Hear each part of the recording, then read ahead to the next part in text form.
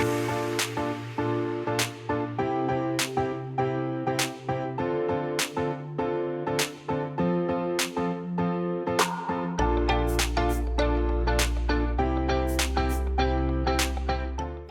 of the Barcelona School of Economics, affiliated professors, students, and friends of our community. I want to welcome you to this very special event that is organized around the visit of our scientific council to our school because we get guidance from them and they follow us, what we do in research and academic programs, and they come regularly to discuss with us and give us their feedback. So we improve our results. So anyway, this is all I wanted to say. I just want to say that we're going to have this conversation that is going to be chaired by Raquel Fernandez, who is professor at NYU. And I'm not going to say anything else. So Raquel, the floor is yours. Thank you. Okay. First of all, welcome to this conversation, present and future economic challenges among the BSc. And we're very happy to have among us, first of all, 3 members from the Barcelona School of Economics, Jaume Ventura, Jordi Galí, Ale Ferreri Carbonell, pardon. And then from the scientific committee, we have Juanpa Nicolini, Eric Maskin, Anne Kruger, and Oliver Hart. So very happy to have all these wonderful panelists to help us address a large variety of questions. So the world economy is facing, as I'm sure you're aware, multiple challenges on many fronts. Both the pandemic and the war between Russia and the Ukraine have raised questions about the wisdom of globalization, some already existed prior to this, and really of maximizing production efficiency without accounting for resilience. Inflation is rapidly increasing everywhere, creating economic anxiety, and also putting pressure on governments and central banks to act. Inequality, which was a large problem to begin with, persists both within and across countries, and has become even more visible and more exacerbated over the last 2 years. So we have a wonderful panel of experts gathered here today, and we're going to ask them in a not debating sort of way, but in a sort of conversational way, to tell us what they think are the key drivers of these challenges.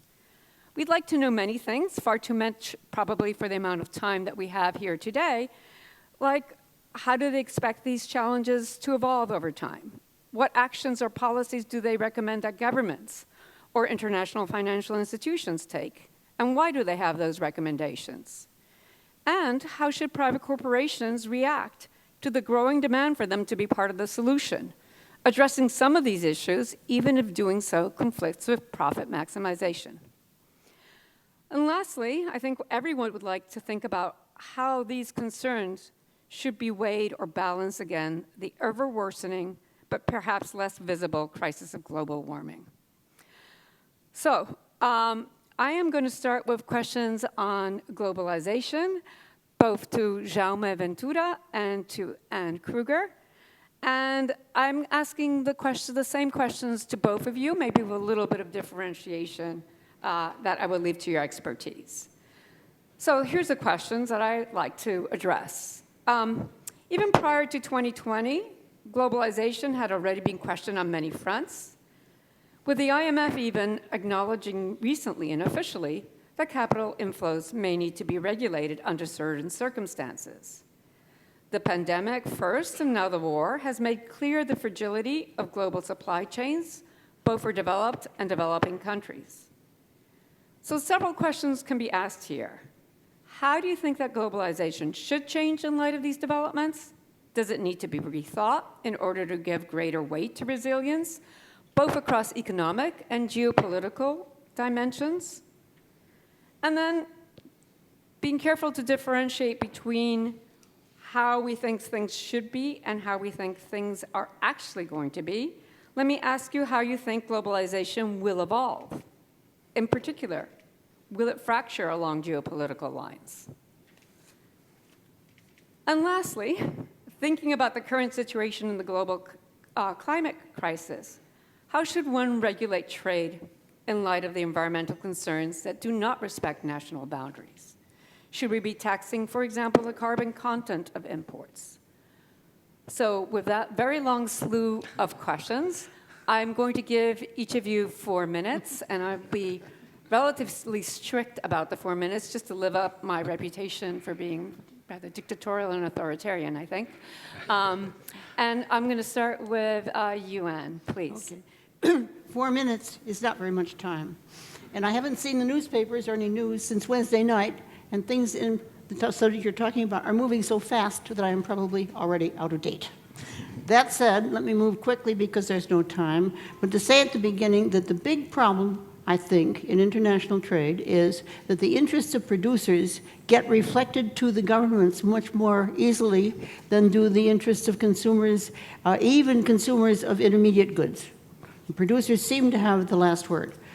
And the pressures for protection never, or not all, very seldom reflect, quote, the true situation. There are very few companies or businesses ever that have gone to the nation's capital and said, we are poor, inefficient producers, so please protect us. They talk about unfair trade, they talk about something else, they think about the environment, and that's why they need protection. So any excuse they can find that people think is good, they will use. Any excuse that happens to be the truth, namely we just don't want to compete, we much prefer a nice fat monopoly, is not what they say. Doesn't mean they don't think that way, but it means they don't say that way. Second thing is that every large American company that I know of, and I've asked several, always keeps at least 2 sources of supply outside the same country. They do not rely on one country, or at least if they're all smart, they don't. And the idea that supply chains are the problem has some truth, but it has truth a lot because of congestion in U.S. ports in the West Coast, congestion in China in the ports, and has very little to do with supply chains per se. It has to do with failures, which are big in the port system. And I could talk forever about that one alone because the U.S. has some distortions there that are really huge and costly. But to continue quickly, in 2020, which is what Raquel mentioned, we had the misfortune still to have President Trump as the leader, so-called, in our country. He did enormous damage to many things, including the international trading system, where the WTO, which is, I think, will go down in history as one of the splendors and one of the best things that ever happened after the Second World War. He did everything he could to destroy it, and in particular, refused the appointment of any judges to the dispute settlement mechanism panel, which basically it basically cannot work because there's no authority that can now impose a penalty on a country that breaks the agreement internationally. 25 countries, I think now 27 maybe, have agreed on an interim mechanism which they use, but the U.S. is not yet a member. I hope the Biden administration will change that quickly. I do not know that they will. Only this past week, and I'm hurrying, or 2 weeks ago, I guess, Janet Yellen gave a talk, and the first sign that the U.S. was waking up to some of the problems internationally was her speech at that time, when she talked about changing from offshoring to friend-shoring, which does not strike me as necessarily terribly promising, but at least they're thinking about it. What I think she meant was that the U.S. will continue its trading relations with friends, but not with those who are not friends, which sounds very simple and very nice. But like many simple and nice things in the real world, it won't work. It won't work because, first off, non-friends could export something to friends who in turn, not to friends who would then add a part or a stamp or something and say made in the United Kingdom or made in France or made in Japan or wherever and send it in. So you've got to check everything for where the parts were made, which means you've got to check every producer for what they did. And that's only the start. What's going to happen when a new government is elected in, say, a country which is deemed a friend, and that government then turns hostile, perhaps even a Russian puppet, to take an extreme case? How do you defriend somebody, and what do you do about that? The complications coming from friend and non-friend are unthinkable, and I think when the Treasury Department thinks through that, I like the way they're trying to go, because there's a real issue as to what you do, but I'm not at all convinced that they found the answer as yet, and that means that the U.S. is still stuck pretty much with the Trump tariffs and the Trump regulations as it governs foreign trade, and that's a huge mistake for the U.S., for the world, and in particular for those of us who care about a well-functioning international system. There are, however, problems. No one is going to say we should keep on importing Russian oil no matter what. But on the other hand, how you handle this and how you do it legally is a big challenge and one going forward. What will happen, I fear, in the short run is not much. Over the longer run, I think that where countries are more open and more willing to trade, they will perform better than the ones that don't. I watched this in Australia, New Zealand, where New Zealand saw right away what was wrong and they were losing competition and changed. Australia did not. When Australians 20 years later saw what had happened, they moved toward the New Zealand position. I think the same thing will happen among countries that continue their trading relations and those that try to close up more. On the other hand, Raquel is signaling to stop, which is unfair, and I do not believe in unfair trade. Okay. Thank you for that wonderful start to this conversation. I'm going to turn to Jaume. And Jaume, just because I didn't have enough questions already there for you, let me ask you to also try, if you want, if you have the time, to also reflect upon what the EU experience might teach us about this. Thank you. Thank you, Raquel, and thank you all of you for being here. Yes, I think if you look back at globalization, it has had always a very strong regional component. Globalization starts nearby, you keep growing, you keep trading more with countries that are nearby you, and eventually go. And actually, Europe has been probably the region, and I'm talking about world regions, that has has had a more intense process of integration, both at the economic and political level in the last 70 years. So it's a perfect experiment to understand how globalization would work at a larger scale. Because nowhere else we have integrated in an economic and political way like we have in Europe. And now, after 70 years, after having a European Union, after having a ECB, after having a Schengen agreement, it seems like Europe is so open. And yet, everything that we look and when we measure, it shows us that this might not be the case. If, for example, recent studies show that if you take two regions in Europe that are very, very, very similar, and you ask how much do they trade, and these two regions are within the same country or are in different countries, the differences in the amount of trade is very, very large. In fact, take two regions that are at the same distance, that have the similar geographic characteristics, similar population, and so on. If there's a border between them, a national border, they trade 17% of what they would trade if they didn't have a national border. So that means removing the national border would raise trade by a factor of 5.7. Why is it that national borders are still so important? So one of the things that we think about globalization is that globalization is going beyond national borders. They no longer matter. That's something that even in an area of the world like Europe, we are seeing that we are very far from national borders not mattering. We are very far from having a process of globalization that is as steep as the one that we see domestically. Now, what do we take from this? Has globalization gone too far, or has globalization not even started? Should we expect the level of interactions that we have with regions in other parts of Europe to be similar than the ones with other parts of Spain, for instance? What at the world level? So at some level, I think, in my view, is that globalization has not even started.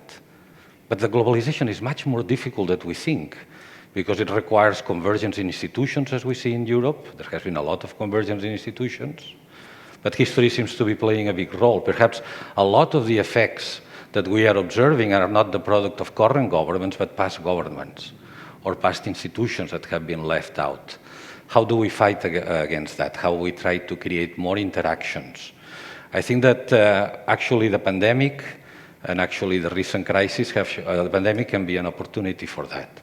It's clear, for example, from the European level that previous crises have always been the detonant of additional building, additional institutions. Now, could that be the same case now? It's unclear, and I hope that I stayed within the limits that Raquel told me. You've been perfect. Yes, I can continue because if you want, I can continue. No, but this is a good moment to remind people and the panelists that you will all have another opportunity to speak after that. either on your own topic or on any topic that interests you, before we then finally turn over to the audience and to Q&A. So with that, thank you very much for staying within the limit. And let me turn over to asking questions to Eric and Ada about inequality. So Eric, you've done some work on the connections between globalization and inequality. How do you think that globalization has contributed to increasing inequality in rich versus poor countries? And what would you identify as the main mechanisms that are responsible for this? Given that when you have identified the mechanism, how do you see inequality evolving in the future? Okay, well, thank you for the question, Raquel. You're right that first, there has been a dramatic increase in inequality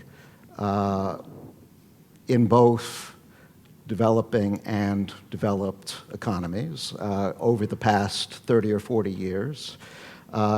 Interestingly, the picture is not all bleak because the gap between rich and poor countries has actually shrunk. But within countries, within country inequality has definitely been rising.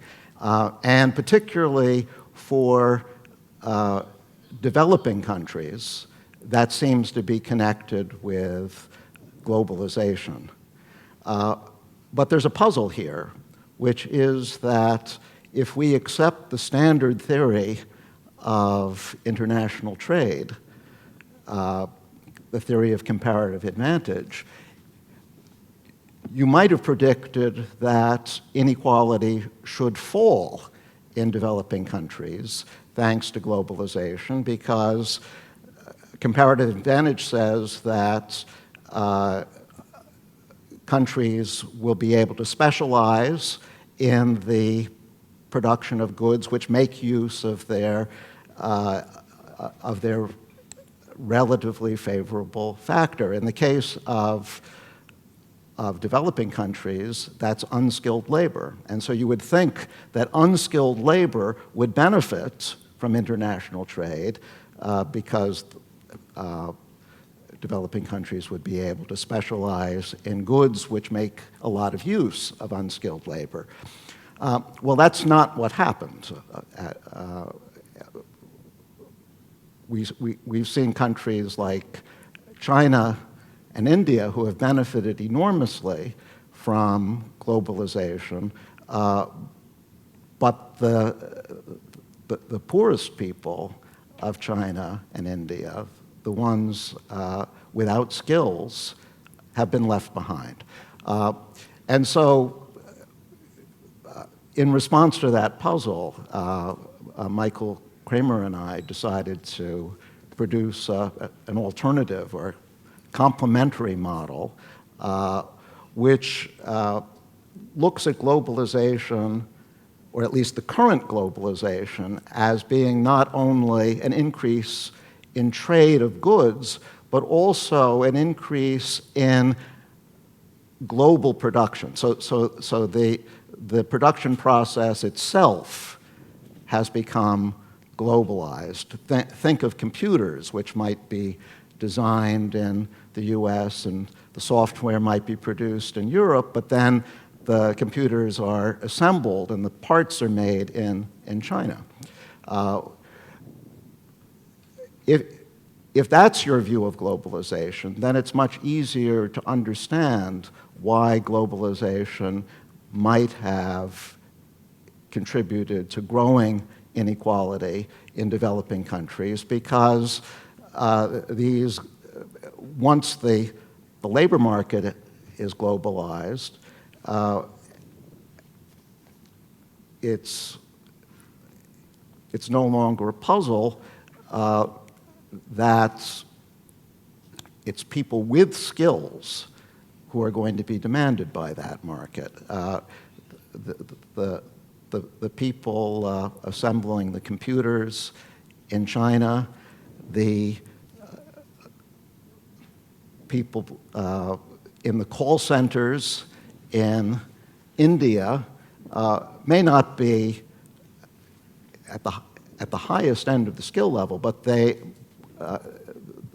need a certain level of education, a certain level of training to be able to do what they do. And without that education and training, they are not demanded by the global production process. So they get ahead, they get new job opportunities, and people at the bottom of the scale are left behind. So that I think is our alternative view. Thank you.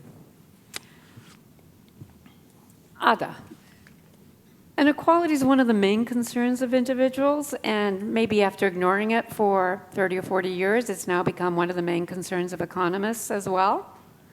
So what would you recommend that we do? Should we be concentrating, we as maybe as policymakers, not necessarily as academics, should we be concentrating on redistribution or on education or on creating good jobs? And given your work on happiness, what would you think would have a most positive impact on the inequality of happiness that we see nowadays? Okay, so thank you very much for the question, Raquel, and for you all being here.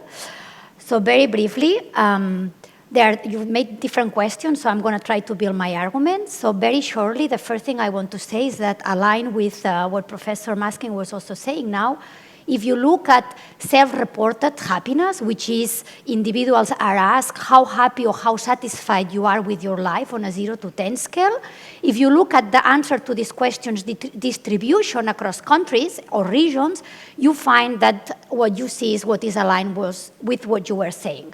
So West Europe, US, Australia, New Zealand, you have a distribution that is left skewed. So many people will give a 7 or an 8 as an answer, while in many other regions you see many more people at the bottom of the distribution showing poor satisfaction levels, or you see, for example, as well, polarized. So in emerging economies, you see much more polarized happiness distribution than you see in our countries. Now, in terms of the effect that inequality has on happiness and why is this relevant to what you were asking, is because many people will behave and will vote according to what impacts their satisfaction level, right? So in terms of satisfaction, inequality negatively correlates with individual satisfaction. So individuals living in more unequal societies tend to report lower levels of satisfaction. Nevertheless, the evidence is not so strong as it would be for other measures focusing more on the bottom of the distribution. So inequality, as we know, the measure of inequality that many of us use is the Gini, and other measures will focus on other parts of the income distribution, right? So if you take, for example, top incomes, and you look at the impact of the share of people in a country, the share of wealth that the top incomes in a country have, the impact that this has on happiness, you also see a negative correlation, but the evidence is not extremely robust. Instead, focusing on the bottom of the income distribution, that's what matters to people. So negative correlations, very strong negative correlations are found between reported life satisfaction and unemployment, percentage of poor people, percentage of unemployment rate in the country, also own unemployment and own poverty, right? So there are different things that we can draw from the literature, and the first one is that people seem to focus on the bottom of the distribution and not on the whole income distribution. In fact, if you ask individuals how unequal your country is and you correlate that with something with the macroeconomic variables, the stronger correlation is with unemployment and poverty more than with the Gini coefficient. You could say people cannot estimate the Gini, or you could alternatively say, which is what I do and I argue, people focus on the bottom. People focus on those that suffer economically. So yes, I would be in favor of policies that aim at promoting equal opportunities for individuals, and this is creating jobs, good jobs. And when I say good jobs, I would like to focus only now for the 4 minutes time on jobs that are less uncertain in terms of financial uncertainty, income fluctuations, probability to losing the job. And education is also very good for the same reason. Highly educated individuals have shorter poverty and unemployment spells, if any. And those things are fundamental for individual happiness. So I would argue you, as I say, for working towards generating equal opportunities, investing in education, creating good jobs. And redistribution and welfare policies are alleviating policies, but if we had equal opportunities, they mostly should be used only to compensate when individuals are unlucky or have a negative shock, for example, a health shock, but not as a structural way to fight and to solve social tensions. I think that people do not want to be redundant, as shown by the strong negative relationship between unemployment and well-being. So I leave the rest of the debate for later, but I only want to emphasize the thing that education and access to good jobs is key on self-reported well-being, is key to individual happiness, and therefore to individual productivity and social participation. Thank you. I think you're going to get a lot of questions as to how we're going to achieve all those things. But that you didn't ask. Yeah, I know, but that's going to be my next question, I think. So I'm going to turn now to inflation and the role of central banks. Jordi, I'll start with you. You advise the central banks on many issues. The US, as you know, has hit a 49-year inflation high, and the EU a 30-year one. How do you see the medium-term scenario unfolding? And what would be your advice to central banks and policymakers? When you give that advice, how do you think they should balance concerns about the effects of a recession relative to those of inflation? Okay, well, hi everyone. Thanks for inviting me to this panel and for the interesting question on a topic close to my heart. How do I see the medium term unfolding? If the medium term is defined as, say, a horizon of 3 to 5 years or so, I would say that in the absence of any additional shocks that the world economy may experience, or the European, the Euro area, or the US, I think inflation will be returning to a more normal level and to a level close to the inflation target. So I don't think we will see a repetition of the great inflation experience of the 60s and the 70s. And the reason for having this view, which by the way is not original, this is also consistent with long-term inflation forecasts by professional forecasters and the forecasts implicit in markets. The reason for holding this view is that in contrast with the 60s and 70s, now central banks in most advanced economies are strongly committed to fighting inflation. And not only that, but they have a quantitative inflation target, so that we have a measure of their success, and they are accountable, should be held accountable for that. But not only they are strongly committed, and we'll be able to judge how well they do, but they have the tools, I would argue, to bring inflation down. This is in contrast with the situation we have lived for the past 10 years or so, since the financial crisis, in which inflation had been systematically, in many countries, below the inflation targets. And central banks, having reached the zero lower bound for their policy rate, had to continuously come up with new ideas, some have been more successful than others, to try to raise inflation. And they didn't really succeed, because inflation remained permanently below the 2% target. But now the situation is different, and there is an asymmetry. Inflation is well above the 2% target, and central banks have unlimited ammunition to bring down inflation. What's that ammunition? The possibility of raising interest rates. Of course, that comes at a cost. But as I said earlier, the mandate that central banks have is a clear one. So I don't doubt that they will use those tools to bring down inflation, and if needed, that is, if inflation by itself doesn't go down in the next few months, which I doubt for reasons that I may elaborate on later, I think they will not hesitate to increase interest rates as much as needed, and as a result of that, there will be a recession. And I think you asked, well, what can central banks do to limit the costs of that? I don't think there's no such a thing as a compassionate recession, okay?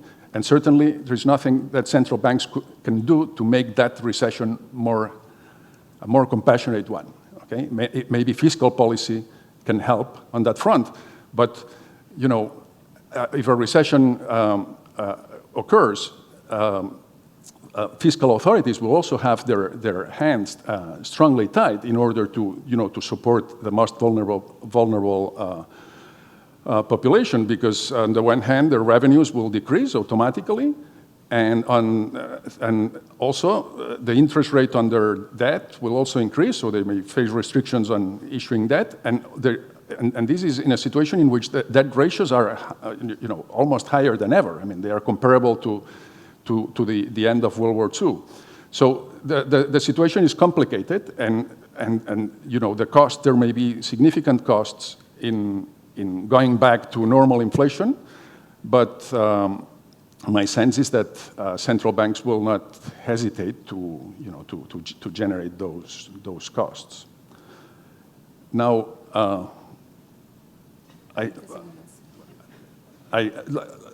let me just mention one thing, and maybe I'll return to it later.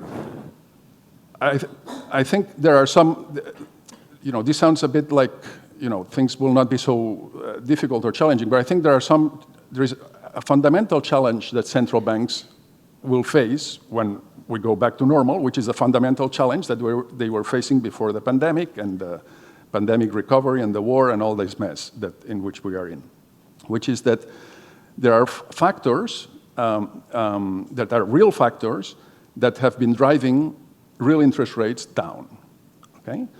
And those factors, those real factors, if anything, have been worsened or amplified or strengthened by first the pandemic and by the war and the uncertainty, the increasing uncertainty and future, or the increasing long-term uncertainty that these the developments have happened. Now, if the real interest rate keeps going down, okay, the real interest rate in the sense that the equilibrium real interest rate or the steady state real interest rate, what economists call R star, then it's going to be very hard for central banks to achieve their goals, because that means that nominal interest rates, given their inflation targets, will be very low also on average. And that means that there will be very little room for central banks to fight recessions or fight situations of deflation. And this is a challenge that we had, that central banks had, and that you know, will come back to us.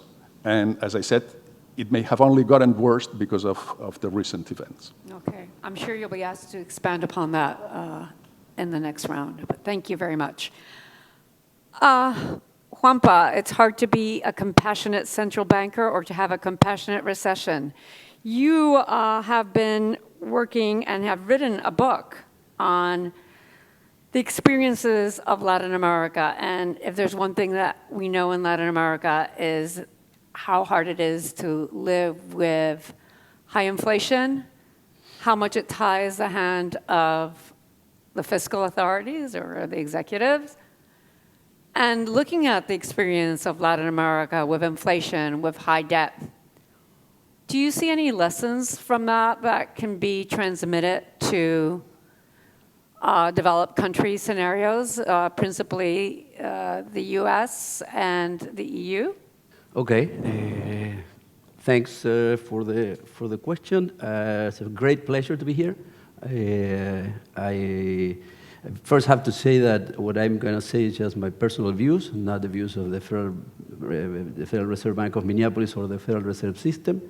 And in spite of the 4 minutes, I want to spend 25 seconds saying how happy I am to be here. I'm the first foreigner hired by the Pompeu Fabra in the early 90s, when half of you had not been born yet. And this has been the longest period in my life since then in which I couldn't come to Barcelona. So I was developing some abstinence syndromes, which I'm taking care of them these days.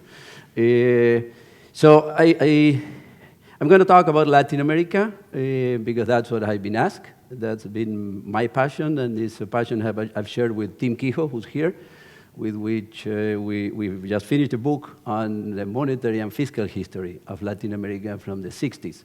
And I'm going to talk about it because Latin America is a laboratory in which pretty much everything happened. And I'm going to try to draw some lessons from that.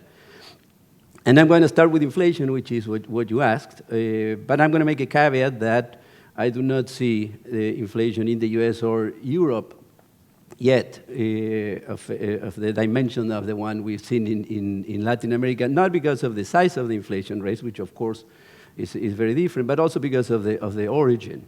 When we go to Latin America, we see a clear fiscal origin of inflation. And then the focus on our work with team, and 11 teams of economists is basically on the fiscal side, and how the fiscal side then puts pressure on the monetary side, which again, I don't think is the case yet, but we can elaborate on the second round for the US or Europe.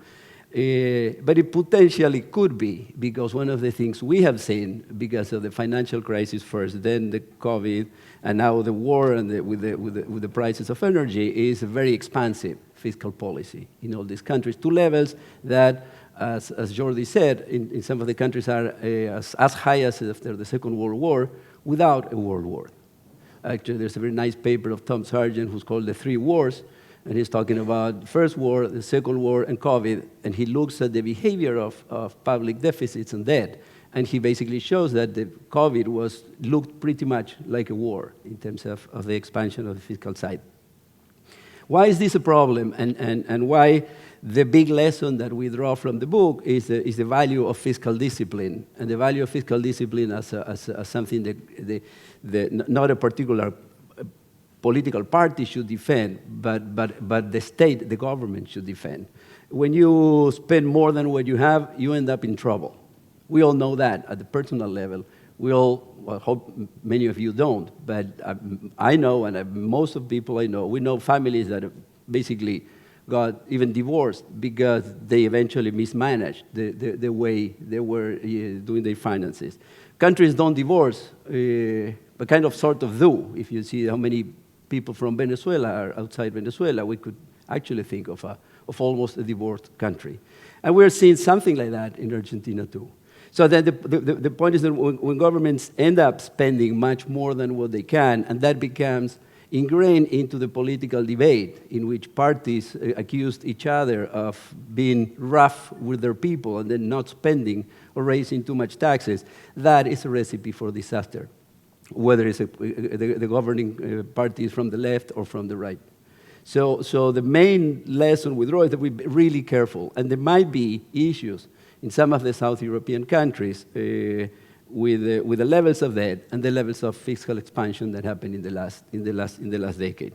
The ECB is still buying government bonds. The question is, will there be a problem when that stops?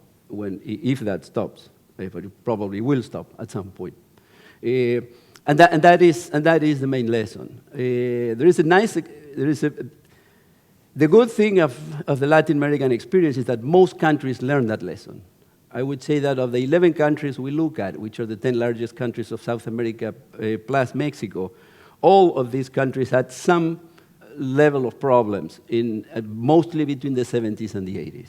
We used to talk about the lost decade in Latin America, and we identified the lost decade with the defaults.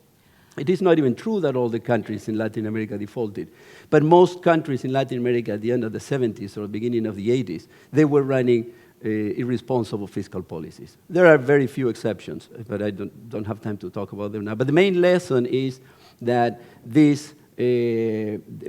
when fiscal policy goes out of whack, then everything can happen, from inflation to defaults to balance of payment crisis to deposit confiscation, all the horrible things from now. We have run out of time. Okay, so you have the clever strategy of not making eye contact. Okay, sorry about that. Then I'm gonna keep then for the second round the perfect. Thank you so much. The concluding case.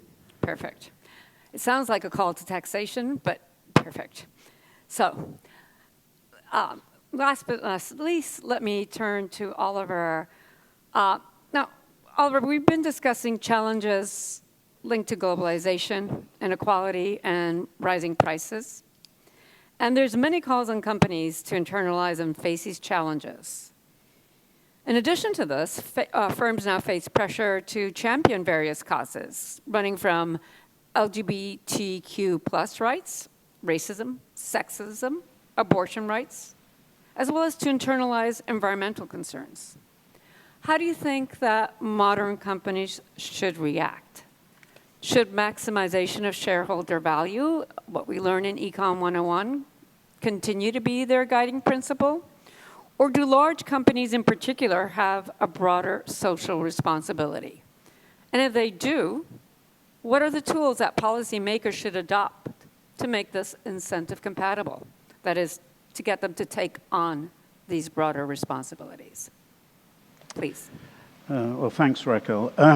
These are very good questions. I think, let me start by saying that I think what we learn in Econ 101 is basically wrong. I don't think there's anything special about shareholder value maximization. In fact, my co-authors and I have argued that it should be replaced by shareholder welfare maximization. So the basic idea is we think companies should act on behalf of shareholders because they are typically set up that way. But shareholders may have other goals than just becoming wealthy. And when I talk about shareholders, I'm thinking of the individuals who hold shares, not institutions, but the people behind the institutions, the people who put their money with the institutions. And those are people like you and me. And we're not just interested in money in our personal lives. We do things which are not cost minimizing. We put solar panels on our houses, some of us do, even if that's not efficient because we care about the environment. We buy fair trade coffee and all, even if it's more expensive and no better, and things like that. And to the extent that individuals are at least somewhat socially responsible, it makes sense for the companies they own also to be socially responsible because that's what they're going to want. So let me give you an example. Think of a company that has two technologies. One is cheaper but leads to pollution of a river. The other one's more expensive and avoids the pollution. Now, shareholder value maximization or profit maximization would say the company should choose the cheaper technology. But imagine that choice, that decision was put to the owners of the company. They might well vote, if they had the chance to vote, for the more expensive technology because they might say to themselves, well, I could become a bit richer if the company uses the cheaper technology, but do I like all that pollution? Even if it doesn't affect me, it might affect me, but even if it doesn't affect me, it affects other people in the world, and I have a social conscience and I care about them. So I believe that if companies put more decisions like that to their shareholders, you might find that the companies would be pushed to behave in a more socially responsible way than they are doing when they stick to this idea, very well entrenched in the literature and also among practitioners and even enshrined in the law, that shareholder value maximization is the thing that they should be doing. I think it's just incorrect. And so I would propose more shareholder democracy. I think companies should find out from their shareholders what kind of trade-offs they're willing to make when it comes to giving up some profit for some social objective or some environmental objective. Now, are there any limits to this, to what companies should get involved in? I think this is where it becomes tricky. I don't think there are any clear answers to this, but let me try something. I think basically companies have a comparative advantage to fix certain social problems, given that the government is not doing it. This is all based on the assumption, which I think is obviously true, that there are many government failures, both at the national and international level, and so we need individuals and companies to pick up some of the burden. So companies have a comparative advantage with respect to some things, as in my pollution example, where the company actually causes the pollution and could prevent the pollution. I think some other examples where they have a comparative advantage, think of a company that makes political contributions or engages in lobbying, maybe to get governments not to regulate its activities. So ExxonMobil, for example, shareholders A majority of shareholders recently called on ExxonMobil to disclose, because that's the way you have to do it, their lobbying activities. The concern there is ExxonMobil is actually trying to persuade policymakers not to impose carbon taxes, say. Well, the shareholders realize, maybe we don't like this. It's not good for us. It may be good for company profit, but it's not good for the world. It's not good for us. We're against it. That's an example of something that I think companies should get into, or rather get out of. And Duke Energy, a majority of Duke Energy shareholders have also been asking the company about what kind of lobbying activities it's involved in. Now, let me finally give an example where I think perhaps it's going a little too far. Think of the Don't Say Gay legislation in Florida. Now, many of us, I'm sure here, are not pretty appalled by that. But the question is, should the company has spoken out against it. And the question is that a good use of the CEO's time time and resources and political power? I would say perhaps not, because that's an example where the legislature was doing something. We may not like what the Florida legislature decided, but they were acting there. Whereas the other examples I'm talking about, say the pollution one, would be one where there is no regulation at the moment, so that was perfectly legal. That's an example where, that's a different example. I think if the legislative process is working even in a way we don't like, I don't think companies have a comparative advantage in trying to undo that. Let me stop there. Probably went over the limit, but you were kind. Governments who don't do anything are very different from governments that might be doing the wrong thing. That's I'm sorry, yes, I didn't mean to start us off.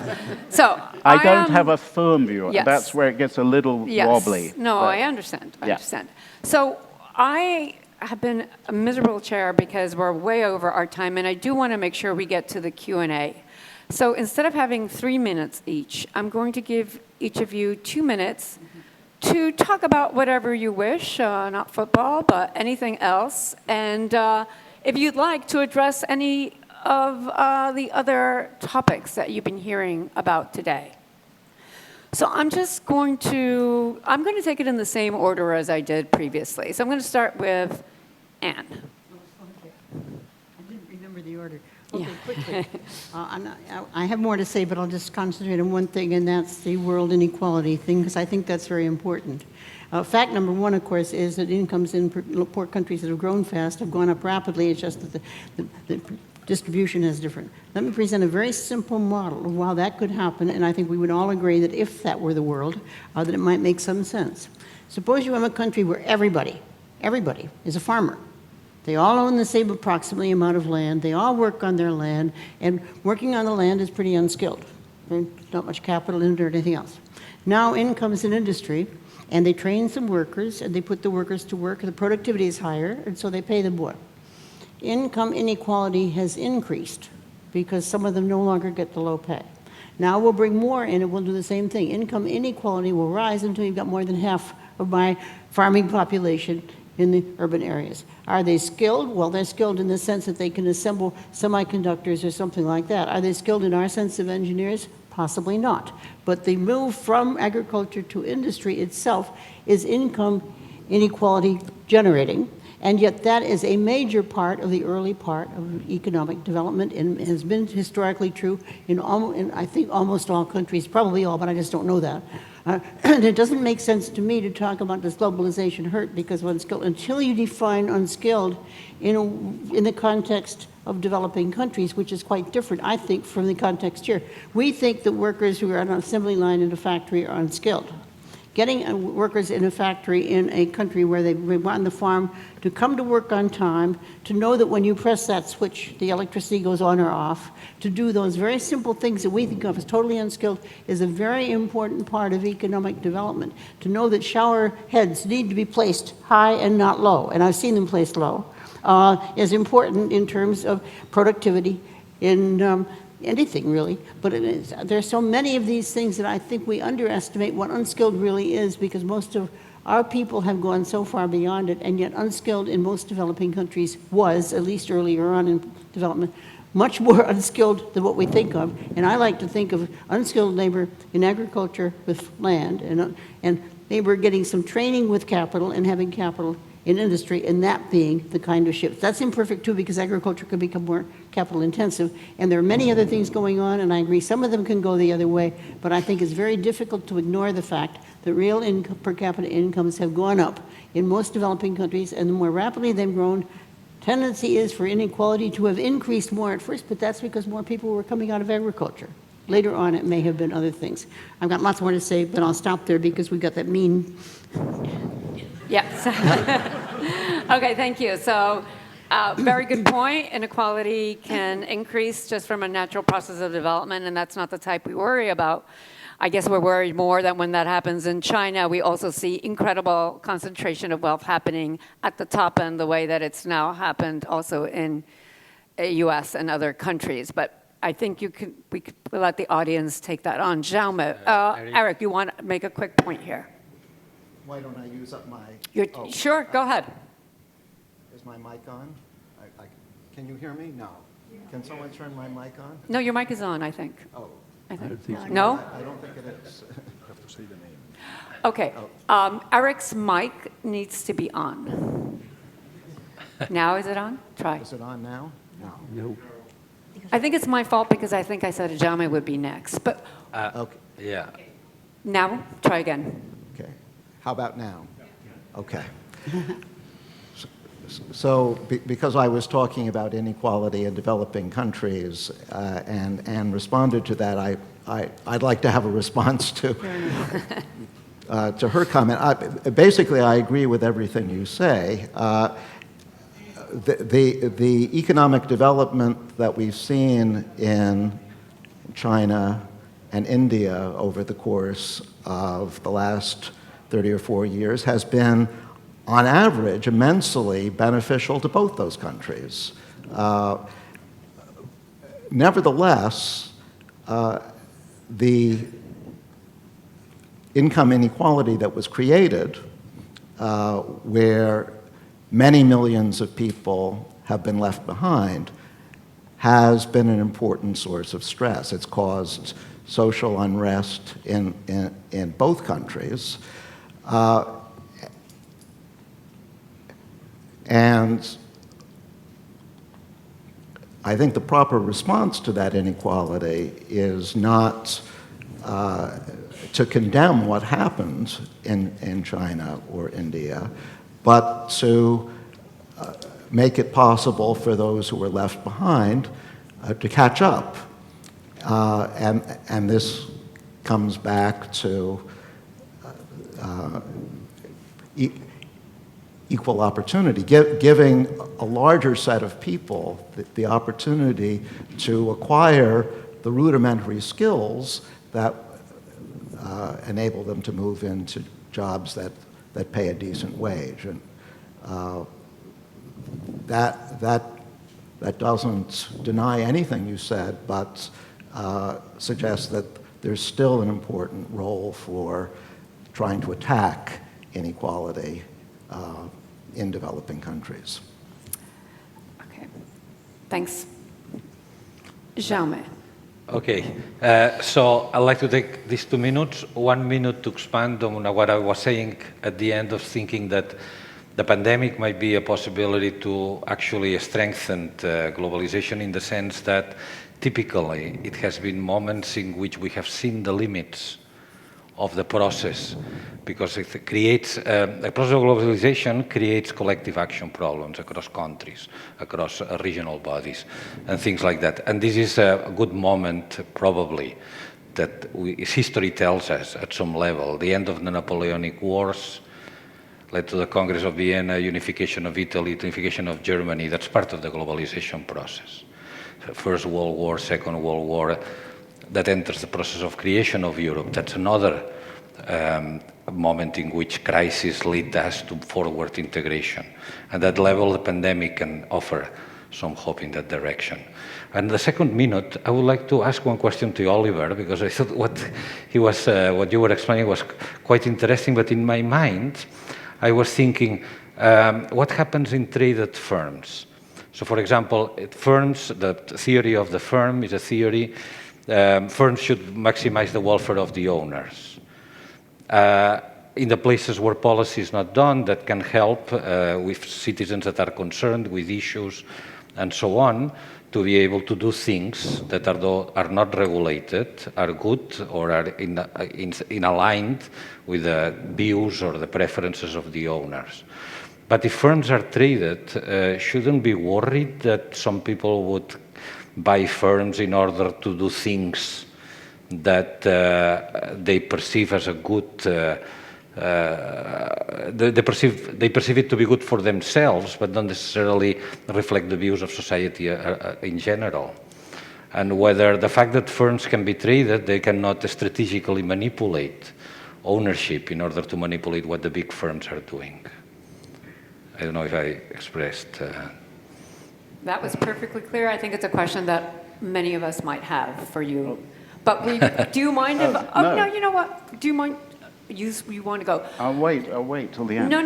Let's actually be a bit creative here. Please. I want to make sure I understood it, though. The Yes. concern is that somebody will buy a firm for bad purposes. Well, wealthy people can own the firm and then can use it to do policy at some level, to make decisions, and then whether that would be, in some sense, something that would diminish or would make policy less democratic at some level. Well, yes, I was just going to mention that myself. Yes, it happens. Then it happens now. I mean, the thing is that is possible right now. Yeah. So that's Elon Musk and Twitter. By the way, I think one of my suggestions would be, if this comes to a vote by Twitter shareholders, we never know with Elon Musk what he's doing, but if he does try to buy the company, if that goes through, it has to be approved by the shareholders. Now, institutional shareholders would naturally support it, and I think are already supporting it, because Musk is paying a higher price, a premium. But if it was put to the individual shareholders, like people like us, who hold an extremely small share of Twitter, then the premium that we get is going to be a few cents, right? His premium divided by, multiplied by our very, very small shareholding is going to be a few pennies on the dollar. And so we might, when we were voting, actually think more about whether having Musk run Twitter is good for the world, and we might actually vote against it. So I think it would be quite fascinating if the whole thing was voted down by the shareholders. Well, it may not come to that, because actually institutions do the voting. But I think the point is, what I'm saying, it doesn't necessarily guarantee a good outcome, because after all, the shareholders of a company might actually vote for the company to do something, which we might regard as bad. Maybe keep on polluting. Do as much pollution as possible within the law, because we just want to make money. Maybe that's what, democracy is a messy business at every level, and it would be true at the shareholder level as well. But I still think it's the right thing to try more of. Perfect. Thank you. Yeah. Ava. Yeah. Living in democracy also makes people happier, but it is a messy business indeed. So I just wanted to use these 2 minutes to say something briefly about, to reinforce what I was saying. So, I was talking about people focusing on those that are suffering, and I wanted to also explain that, in the literature, another important finding is that during economic crisis and recessions, as Jordi was mentioning as well, the effect on happiness is actually twice as worse as when there is economic growth, a positive effect, right? So basically, having recessions has a considerable welfare loss, or business cycles have a considerable welfare loss for individuals. Now, the cost of recessions is very high. Jordi Galí was telling us that there is no way to avoid those in extreme very much, right? And one option that you both mentioned was the alleviating through fiscal policy. And in fact, when I was saying that poverty or unemployment rate or inequality, living in poverty, inequality, high inequality societies, etc., has a negative impact on satisfaction, on life satisfaction, on individuals' well-being, that is actually controlling for public expenditures, controlling for welfare policies. So it's things that comes on top of all this, and is the fact that individuals want to be part of a society, want to participate, and want to live in a cohesive and less unequal society. Okay. Thank you, Ada. So now let me turn to my inflation people. So I'm going to turn it over to you, Jordi, but I did have a question. I mean, isn't employment, full employment, at least for the Federal Reserve, isn't it part of its mandate? You said inflation is the mandate of the central bank, but that, at least for the US, is not true. That's true. So, in fact, maximum employment is one of the dimensions of their mandate, but coexisting with inflation. There's a difference between the maximum employment target and the inflation target is that the inflation target has been quantified. The maximum employment target is more vague. So that puts, I guess, some additional weight or some additional pressure on attaining the inflation target. By the way, that's specific for the U.S., not for other central banks. If I may take up on some other issues that have been raised that have nothing to do with inflation and are probably more important than inflation. To Eric, I would ask just a simple question. You mentioned the fact that a large number of people have been left behind because of globalization, but we're continuously told by the World Bank and other institutions that one of the great achievements in the past few decades has been the reduction of poverty. So I would like to ask you how that squares with your view. And to Oliver, I thought your remarks were very thought-provoking. What I don't see, and this is related to Jaume's question, is, I think it's clear in the real world that there are some people who just care about money. I mean, not everyone has social concerns. We don't have a representative agent economy. So. Isn't there a risk that there will be like a parallel economy that will emerge in which there will be firms that will not take up on those social responsibilities? They will just cater to the money psychopaths and they will just maximize the wealth of those individuals. And that as an equilibrium, the kind of industries or sectors in which that parallel economy may emerge, or that those firms may emerge with more force, are the ones in which the externalities may be larger. And also, I see that in your proposal there is a risk that governments, if governments believe that this is no longer their task to take care of these externalities and these social problems, and they just will give up. And I don't know what governments will do in that case. No, I think it's very risky and dangerous to leave these social issues to corporations. Good, thank you. I did want to ask a very related question since I'm going to give myself 10 seconds. I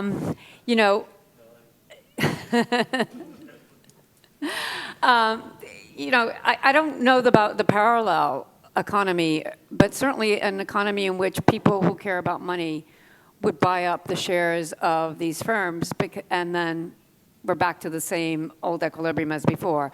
I mean, there are firms that do good things and that have social concerns, but there's still a vast minority. And that's one of the reasons is because unless you start out with a moment where only the good people own the firms, it's very easy for a bad person or someone who doesn't have social concerns to buy up the shares and turn to profit maximization. It's going to be worth more. So that would be my concern. But now I would like to pass it over to Juanpa. I will still not look at you because I have to talk to them. But I agree fully with Jordi. I think that the other topics that have been addressed here are much more interesting than inflation in the US or Europe, because I agree with Jordi. That can be taken care of. And because I think he would agree with me, that's not a fiscal phenomenon. This is not about what I was talking about in the conclusions of the book with Tim, which is fiscal irresponsibility leads to macroeconomic instability, which leads to economic stagnation. And I'm going to relate it to the discussion of my colleagues here on inequality. I'm going to give my Mickey Mouse interpretation. Here's what Eric is saying. Oh, there's the distribution is moving to the right? So people are becoming richer. But some of the ones that are being left behind are not going as fast to that part. Argentina, in 1960, when we started our study, had an income per capita that was higher than Spain and Italy. It kept on growing in the 60s. It stopped growing in 1973. If you compare the GDP per capita of Argentina in 2019 with the one in 1973, it was maybe 10, 15% higher. Let me just make simple numbers, the same. If you look at the income, the share of the income of the 20% poorest of Argentinians in 73, that was 5% of the pie, 5% of total output. When you look at that a few years ago, that was 2.5%. So the poor in Argentina, 1 out of 5 of the poorest 20% of Argentinians have had 2 or 3 years ago half of their income they had in 1973. So that's not about who's running faster. I just leave you with this idea. When you go home, think that you live with half of what your grandparents lived. That's what bad fiscal policy can do. Okay, you can trust an Argentinian to depress us all. And that's, what tango is about. I think I should give one more minute to Oliver, since so many people had questions for him. So please. Okay, well, thanks for the questions. Let me start off with Jordi's last point. I mean, this is something that people talk about, the fact that companies, if companies are socially responsible, then that's going to crowd out good government behavior. And it's possible. I find it implausible. I think these are complements, not substitutes. I think, some of the people, I'm not accusing you of anything, but there are people like you who say,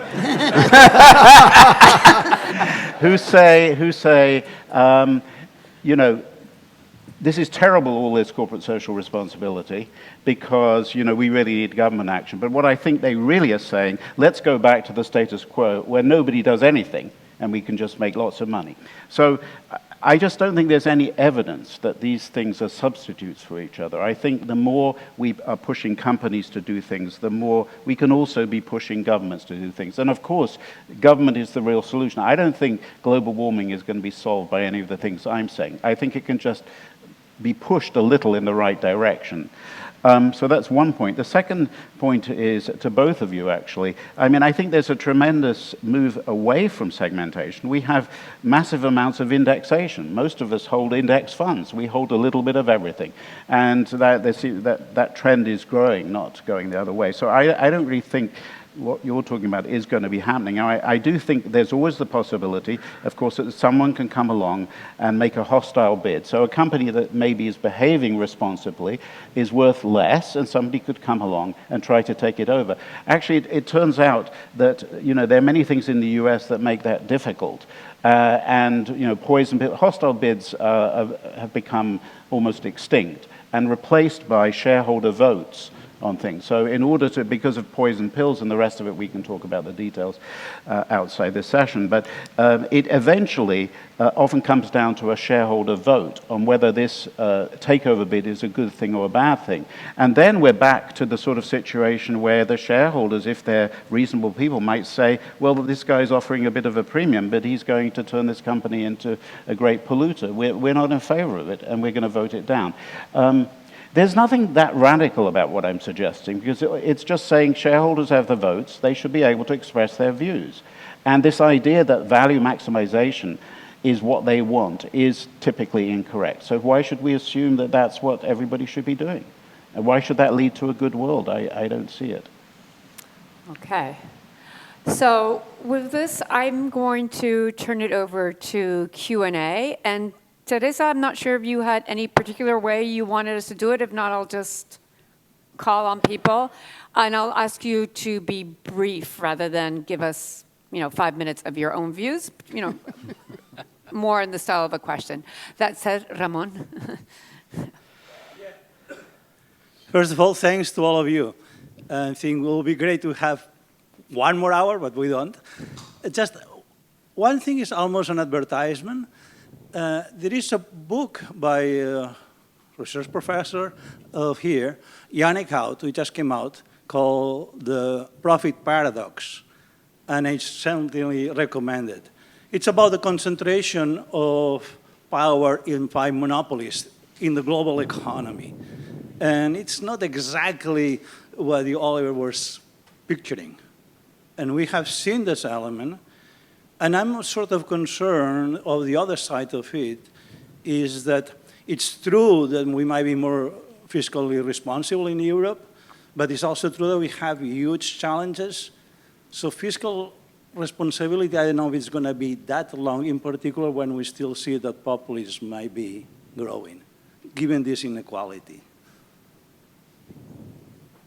Let me take a few more questions, and then I'll turn it over to our panelists.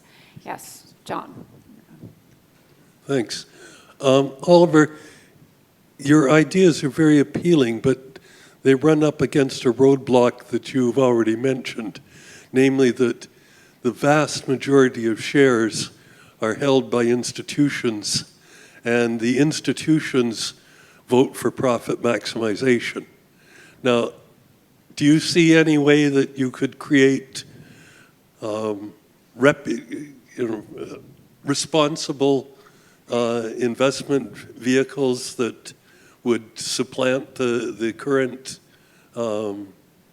Fidelities and T. Rowe Prices of the world and give you the chance for the voting to actually mean something? Perfect. Let me take one more question, and then...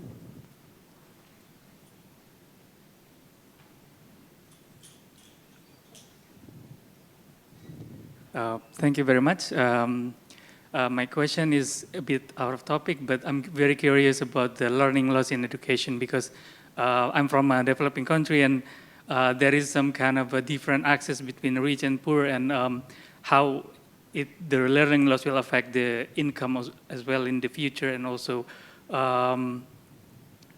in the end it will get worse. What do you suggest for the developing country to do? Thank you. Actually, maybe we should take a few more questions because otherwise I know our panelists will monopolize everything. Yeah. Well, I'm going to have, Teresa, do you want to be in charge of saying who talks? Because otherwise I'm sort of saying one person at a time. Yeah. Hi, thank you all for your views. I want to ask Oliver a question related to climate change. So common behaviour for some socially responsible institutional investors is to not invest in polluting companies, to move away from them. With your model, is it actually the right thing for these institutions to do to invest in polluting companies in order to foster change in them? So I'll give a quick example. So I'm from Australia. In Australia at the moment, there's a tech billionaire. His name's Mike Cannon-Brookes. And with Brookfield Asset Management, he wants to buy one of Australia's biggest electricity generators so he can quicken the shutdown of coal-fired power plants. It's very controversial in Australia at the moment. Would you say that this is something that more people should be doing? Thanks.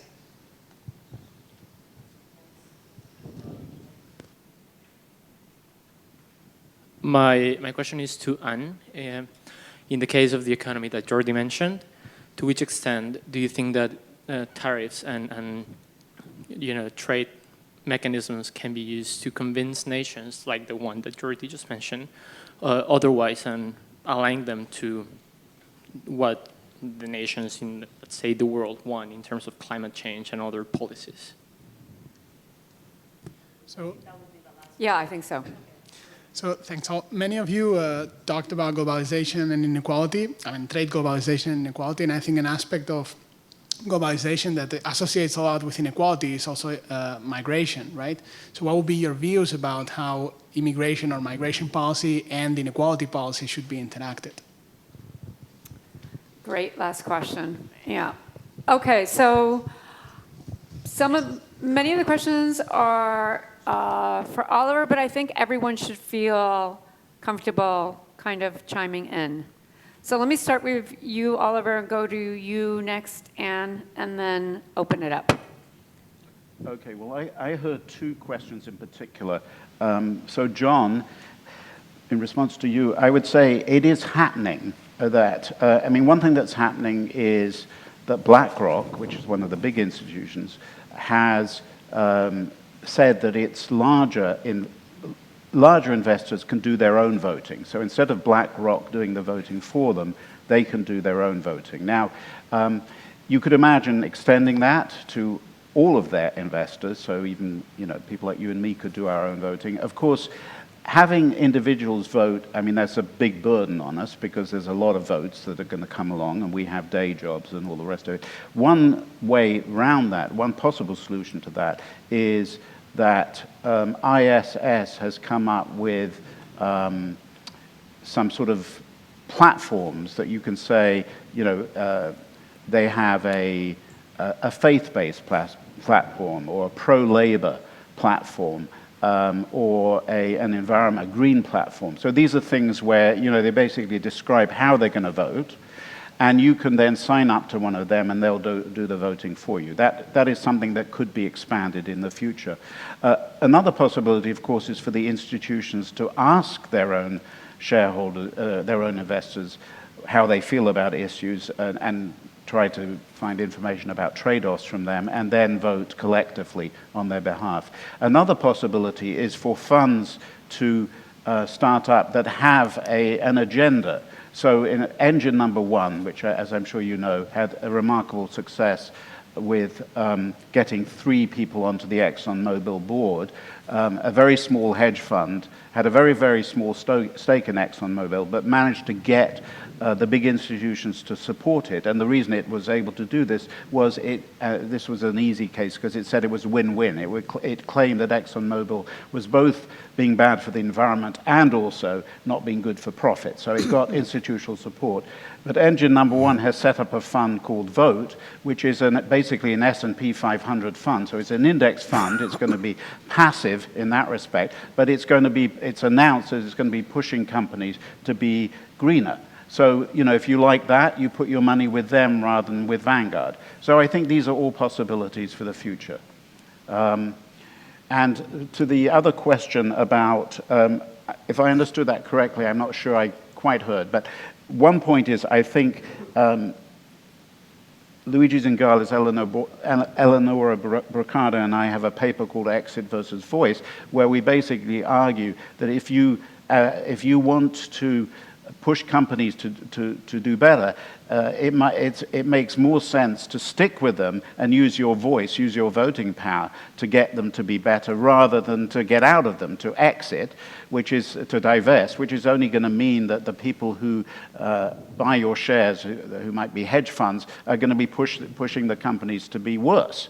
So, I think, I'm not sure whether that was one of the things you were saying. In terms of somebody buying up a company to make it better, well, that sounds great. I wouldn't rely on that for them to buy a big stake because, of course, that could be a money-losing proposition. I think it's more likely that a small investor like engine number one gets a small stake and then persuades other investors to go along with what it wants to do. Great. Thank you. And did you want to? I'm going to weigh in on Oliver, if I may, for a second. Sure. Because I worry almost the opposite of some of the questions here, and that has to do with what I perceive as the role of government, which is to determine the allocation of resources more or less across public goods. I understand your market failure argument, but nonetheless, I guess I want to know why in a certain industry, company one is behaving well and therefore making less profits than company two. Company two then has more money to invest in the next period and gradually will increase share at the expense of company one, which is of course too simple in the whole, but nonetheless, you get an allocation of resources across all these desirable things that has very little to do with something, but public preferences where I think of as something that is determined by compromise across competing interests in something of a competitive political environment, which of course would not happen if indeed you're dealing with the Exxon Mobils and so on of the world. And I agree it's only one part of the thing, but I worry when everybody says, well, what about the companies that are good? Because I think the problem is the companies that are good can get punished in the market, not so much necessarily by their shareholders, but by people who voters who are people who buy the cheaper good. And that worries me too. Do you want to respond right away? Well, quickly, yeah. I mean, that's a very legitimate concern. I think it's going to apply more in some situations than others. It's similar to the argument, you know, we'll sell arms to this noxious regime because if we don't, somebody else will. Yeah. And that, you know, I think if shareholders are pushing companies to do the right thing, they need to take that into account. But I think there are a lot of companies that are sufficiently powerful, you know, and have a sufficiently strong position in the market that this is not really going to be the major concern. And let me just emphasize, I do, you know, think government is the ultimate solution, but we see, you know, you look around and you see how much government failure there is. And when it comes to something like global warming, we need coordination by national, you know, it's hard enough to get a carbon tax agreed by one government, let alone by many governments, which is what you need. In contrast, companies, the kind of companies I'm talking about are multinationals. They cross borders, so actually it's possible that their shareholders could be taking a more global perspective than any one government. Perfect. I see that no one is really asking questions about inequality and redistribution. So let me ask that then directly. Many of you live in the United States. Many of you went to universities in the United States. What kind of recommendation would you have for the U.S. to decrease income and wealth inequality, or inequality of opportunity, or inequality of happiness, if you'd like? What would be your main recommendation? Not all of you at once, but yes. Okay. I think one set of institutions which has already had some success in combating inequality in the U.S. is community colleges, which often are vocationally oriented. If you want to learn to become an electrician, which is a skill I can attest in short supply. Yes. We have not been able to get an electrician for quite a long time. You want to become a plumber. If you want to acquire any number of skills which are not going to be taught at university, community college is the way to go. And if we want to get into the act of subsidizing students, I think putting more money into community colleges and focusing less on cancellation of student debt is perhaps a better allocation of resources. Anybody else want to weigh in on this question? Yes. I would say a word about that. I mean, I would be in favor of higher taxes on the rich. It doesn't seem to be politically doable, but, you know, that would be one way to move things in the right direction. I also have been quite influenced by the arguments that Anne Case and Angus Deaton make in their book, Deaths of Despair, that the US healthcare system is one of the things which is responsible.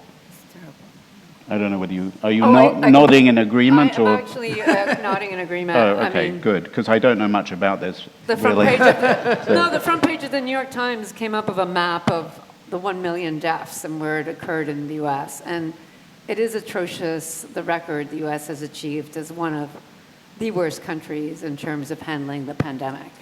And you have to, ask. That's just one much example inequality. of poor access, poor people finding it very difficult to get decent medical care.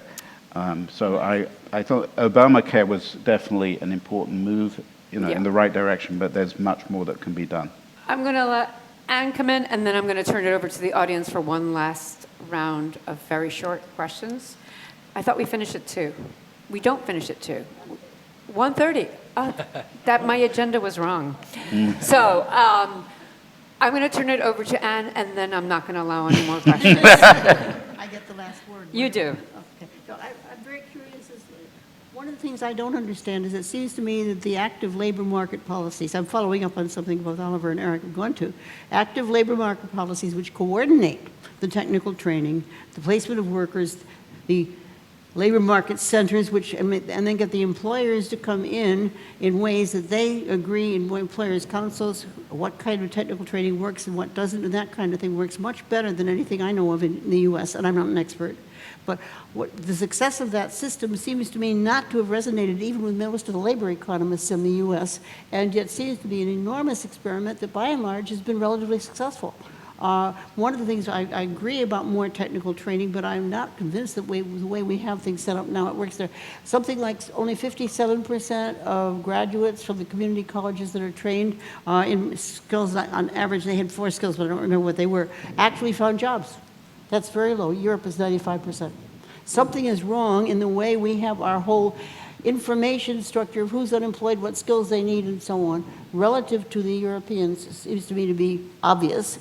How much of it's applicable, I don't know, but what the U.S. should do, I'm pretty convinced, works for going away from having one agency that does unemployment compensation, does nothing about job opportunities, another one that does something about education and doesn't know about the success rate of various things, that somehow bringing that together the way especially the Nordics have done is I think, worth much more attention, at least, among people who are looking at those things in the U.S.